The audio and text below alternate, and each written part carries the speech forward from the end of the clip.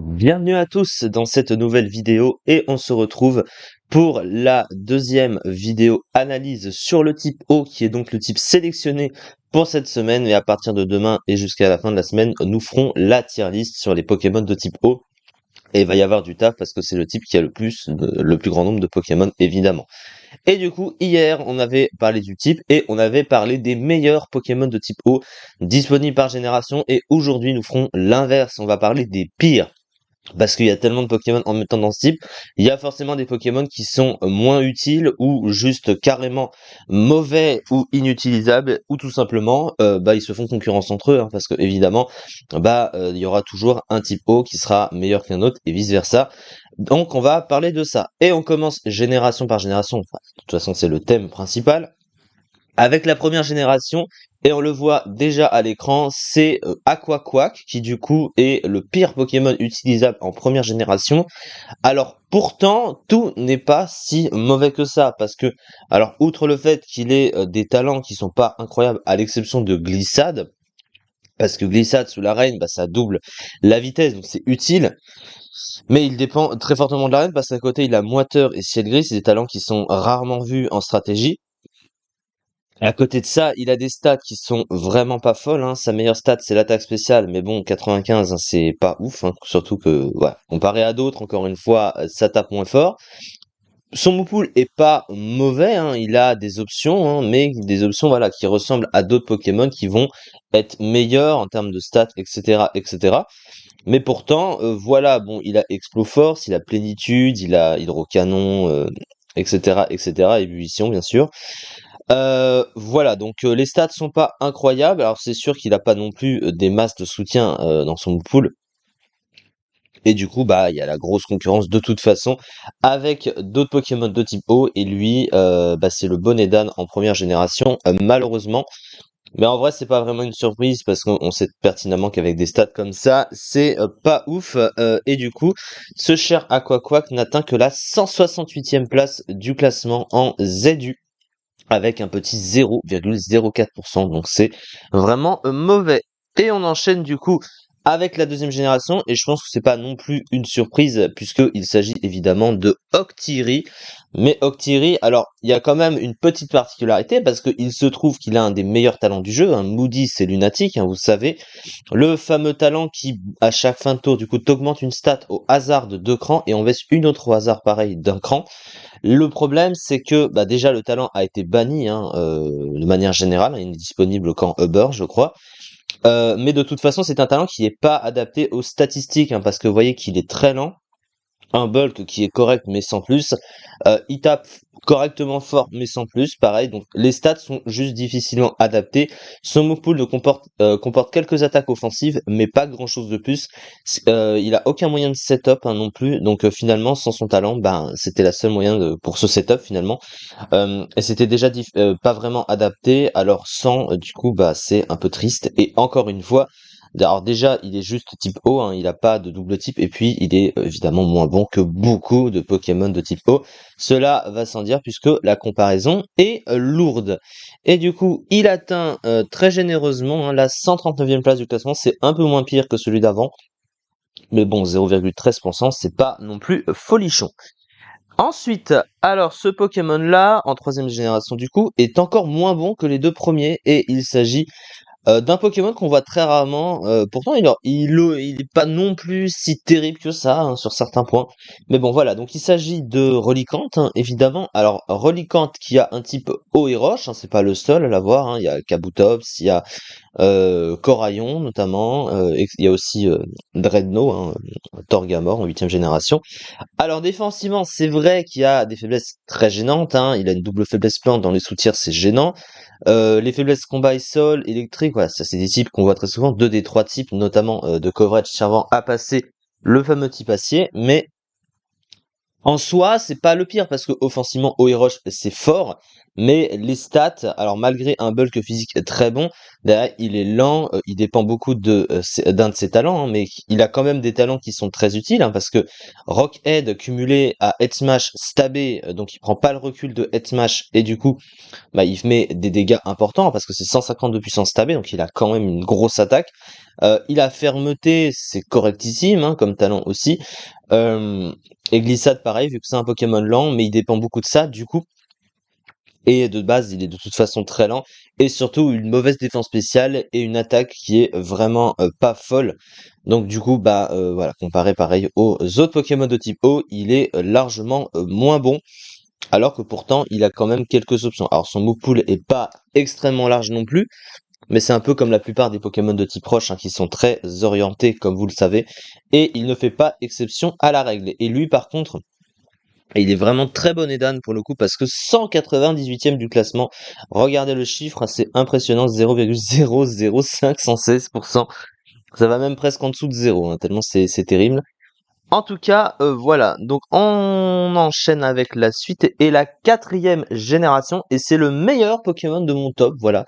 Dans les pires Pokémon, bah comme il n'y a pas beaucoup de Pokémon de la 4e génération disponibles de type O, eh bien, le meilleur, c'est Tritosaur, du coup. Tritosaur, alors qui est en rarely used, hein, il est donc le mieux classé en tiers, hein, de ma vidéo.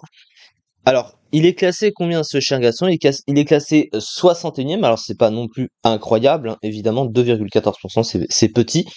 Mais du coup, lui, il a un très bon double type. C'est juste que ses stats sont pas si incroyables que ça, surtout au niveau de la défense. Mais pourtant, il a une attaque spéciale correcte. Voilà, il va pas s'en plaindre. Son bulk spécial, comme il a 111 en PV, on va dire que ça passe. On va dire que c'est un bon Pokémon d'aventure, ça c'est sûr. Et du coup, il est très lent, malgré le fait qu'il puisse se soigner, mais comme il est souvent obligé de prendre l'attaque pour ça, il perd un tour pour se soigner, et derrière, bah, il fait pas grand chose de plus. Donc il est un peu plus forcé à se soigner qu'à taper, alors qu'il aurait mérité plus que ça, et ça c'est parce qu'il est très lent. Son move pool après, il est correct, hein, il a quelques options, il n'a pas les pièges de roc, contrairement à la Grogne par exemple, au-dessus. Alors que la Grogne, il peut pas se soigner avec soin comme lui. Mais du coup, voilà, il lui fait concurrence, ce cher Lagron par exemple, avec le même double type, et surtout le fait qu'il tape plus fort et qu'il ait globalement de meilleurs stats. En tout cas, c'est pas non plus si terrible parce que le type, évidemment, est bon. Il a pas non plus de bon bouffe de setup, il a que malédiction, et c'est dommage parce que ça baisse la vitesse, donc ça c'est un peu triste. Il aurait préféré un Moodooos qui ne touche justement pas à la vitesse parce que c'est son problème en tant que Pokémon, on va dire, offensif globalement, parce qu'il n'y a pas un pool de soutien de fou. Ensuite, du coup, pour la 5e génération, alors, pas énormément de monde à ce niveau-là, mais le le pire Pokémon à ce niveau-là, c'est évidemment Basculine. Alors Basculine, qui c'est Bargantua, alors qui a la particularité de changer de couleur, hein, s'il est mâle ou s'il est femelle. Mais globalement, bah, le problème c'est que les stats sont pas ouf. Alors pourtant, il a accès à adaptabilité, un des meilleurs talents du jeu, évidemment. Mais le mode breaker, ça peut être utile pour ceux qui ont Water Absorb, par exemple, hein, ou qui, voilà, qui s'en foutent des attaques de type eau. Mais bon, ça reste pas incroyable. Adaptabilité, bah, ça fait un double stab, hein. Étant donné il est monotype, bah, il profite d'adaptabilité, évidemment. Ça permet de compenser un petit peu le fait qu'il ne puisse faire des dégâts que sur son type eau seul, mais ça reste fort, hein, je ne dis pas le contraire. Mais pour un Pokémon offensif, il aurait préféré un double type, mais surtout, c'est vraiment les stats. Il tape pas assez fort, il manque de vitesse et il a un bulk qui est merdique. Donc c'est vraiment triste. Et la concurrence, pareil, est lourde de conséquences pour ce cher Basculine. Et il atteint très nettement une mauvaise place. Il est ZU lui aussi, hein. Et bon, il y en a qui ont fait pire, mais lui, il est 91e du classement, comme on peut le constater, avec un petit 1,14% du tiers. En 6e génération, bah il y en a pas des masses en fait le problème et le pire, hein, à ce niveau-là, alors il est quand même never used de PUBL, donc il est dans la banlist du never used et il s'agit évidemment de Gamblaste. Alors Gamblaste, je sais plus comment il s'appelle en anglais. Ah, c'est Clawitzer, je crois. Alors là, pareil, hein, c'est un type eau pur, donc il est comparé en n'ayant qu'un type eau pur à d'autres types eau, hein, tout simplement, parce que tu préfères jouer des doubles types avec des Pokémon de type eau pour une meilleure couverture. Mega Launcher, son talent, hein, qui booste de 50% les attaques basées sur les vibrations, là je sais plus comment on appelle ça, sur les... Je sais plus comment ils appellent ça, mais c'est sur les auras, pardon. Donc tout ce qui est aura sphère, dark pulse, donc vibre obscur, etc. Ainsi que vibre aqua, par exemple, bah ça booste. Donc du coup, à vibre aqua, ça lui donne une sorte de double stab. Il a une grosse attaque de 120, donc quand même il tape fort, mais le reste des stats c'est pas ouf. Et il a la concurrence, pareil, ça c'est toujours le même problème quand t'as beaucoup de Pokémon dans un type. Et il ne fait pas exception à la règle, et il atteint la 92e place du Never Use. Donc c'est évidemment pas incroyable, hein, 0,73%. Et du coup c'est un des rares. Je sais pas s'il y en a un autre de type O qui était revenu en 6ème génération, puisqu'il n'y a pas eu Amphinobi. Et la 6ème génération a pas beaucoup de Pokémon dans, voilà, c'est un des bestiaires les plus courts, hein. Je crois que c'est peut-être la génération qui a le moins de Pokémon. Je me demande si ouais, je crois qu'elle a le moins de Pokémon, la 6G. En tout cas, voilà. On enchaîne, il reste deux générations. La prochaine, c'est la 7ème génération. Et encore une fois, comme la semaine dernière, c'est encore une forme de Sylvalier qui est mauvaise, parce que bah, c'est la concurrence, hein, c'est terrible. Mais déjà, la concurrence avec les autres Sylvaliers qui sont déjà mauvais, hein, de base.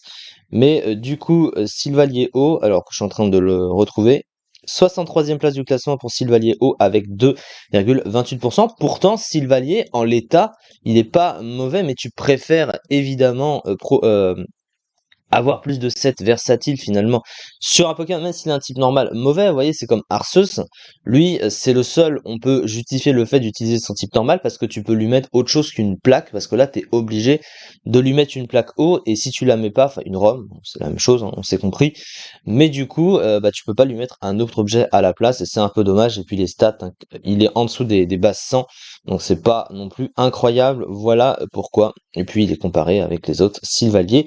En tout cas, certains, pas tous, parce que certains sont plus, certaines formes de Sylvalier sont plus mauvais, mais là, ça dépend évidemment du type. Un type va être forcément moins bon qu'un autre, et pourtant, le type O est un bon type, mais vous voyez que, bah, il y a par exemple Sylvalier Vol, Sylvalier Roche, Sylvalier Roche meilleur que Sylvalier O, hein, alors que normalement, le type O est meilleur, mais bon.